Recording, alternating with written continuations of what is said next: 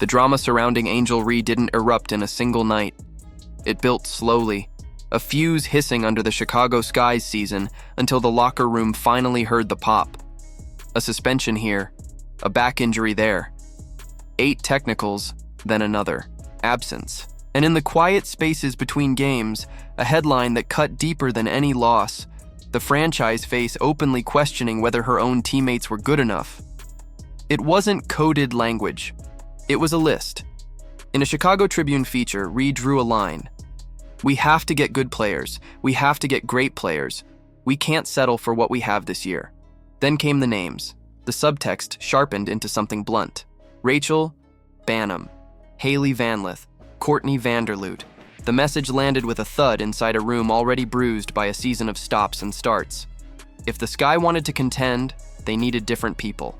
There's a code in pro locker rooms. You keep hard truths in-house. You shoulder blame in public. Reese broke both rules. She did it while piling up turnovers, while missing games with a back issue, while carrying a technical record that earned her an automatic 1-game suspension after contact to Aaliyah Edwards' head.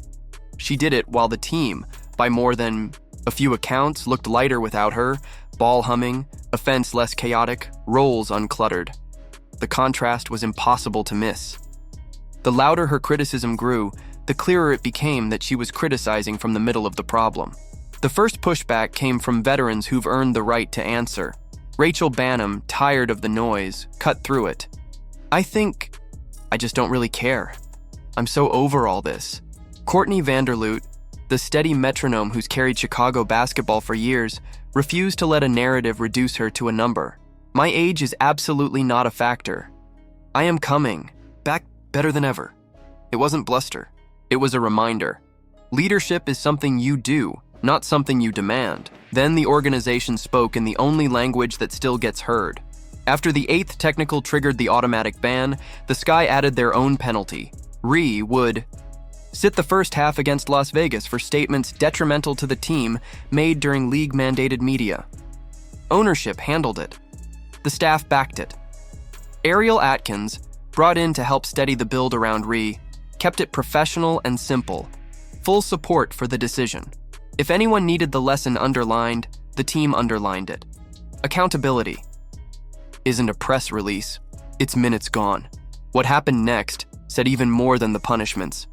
When Reese's back flared and the travel stopped, reports circled that the mood lightened. The ball moved. The floor felt less burdened by constant debate with officials, less seized by turnovers that turned momentum into a math problem. Chicago even appealed one of her technicals, a small absurdity that told the larger story. This franchise was spending energy not to win games, but to reduce the temperature of a player who kept raising it.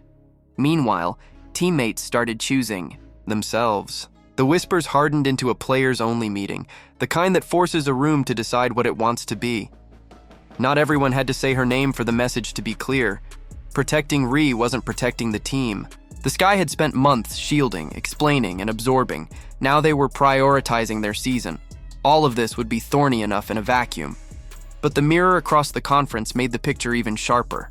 On one side, a franchise. Star suspending herself with technicals and suspending belief with interviews. On the other, a player in street clothes still acting like a point guard.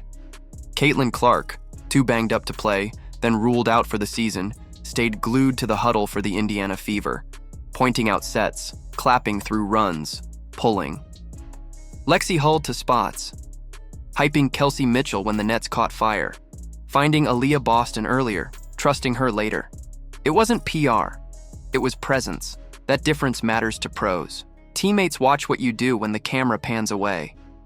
They notice who travels, who sits behind the bench, who watches film for someone else's minutes. Clark leaned into the team she had. Reese pined for a different one. Indiana, a franchise that wasn't supposed to be anywhere near a playoff push, started to see belief take root because the culture felt stable. Chicago, built to be louder than its record, found itself drowning in its own echo. None of this erases what Angel Reese does well. She rebounds, she brings pressure, she plays with a ferocity that can flip a quarter. But leadership asks for more than impact. It asks for restraint, for ownership, for the quiet choice not to say the thing that will fracture the room. We can't rely on Courtney to come back at that age, she said. The legend answered by promising she would and would be better than ever. That's the difference between chalk and stone. One rubs away, the other endures. By the time the Sky's internal suspension landed, you could feel the shift. The franchise that had once reshaped its roster to suit Ree, flipping assets, importing help, framing the future around her timeline, was signaling that the jersey on the front came first. The players followed. Bannam refused to carry someone else's narrative. Atkins stood in the gap without stoking the fire. Vanderloot reset the terms of the conversation with the only thing that lasts: work. And the team, in stretches without Ree, found a rhythm that felt more like basketball and less like triage. It leaves a blunt question in the air. Did the Sky's supposed cornerstone just become their biggest problem? The case writes itself. Suspended by the league, benched by the team, absent on the road while rehabbing, day-to-day with no clarity, leading the league in turnovers despite missing weeks, demanding upgrades while the group played freer without her. This isn't a slump, it's a pattern, and patterns have endings. There's another question running parallel, the one that matters more than a headline. What kind of leadership do you want your franchise to embody? The Sky were offered two examples this summer. One, suspensions, trade chatter, and a public scorched earth interview. The other, quiet investment, sideline presence, and a team-first gravity that helped lift a battered Indiana roster into contention. Fans aren't confused by that contrast. They know integrity when they see it.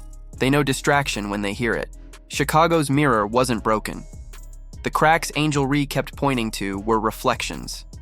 Teammates she named responded with professionalism, earned resumes, and minutes that spoke louder than any quote. The front office finally answered with consequences. And the court told its truth in the simplest way it always does. Possession by possession, who you are shows up. So where does it go from here? Maybe this is the bottoming out that resets a career. Maybe it's the chapter break before a trade. Maybe it's the season that, in a few years, becomes the cautionary tale told to young stars about the difference between voice and volume. What's certain is what Chicago already decided. The Sky won't carry one player's chaos at the expense of the team. They can't.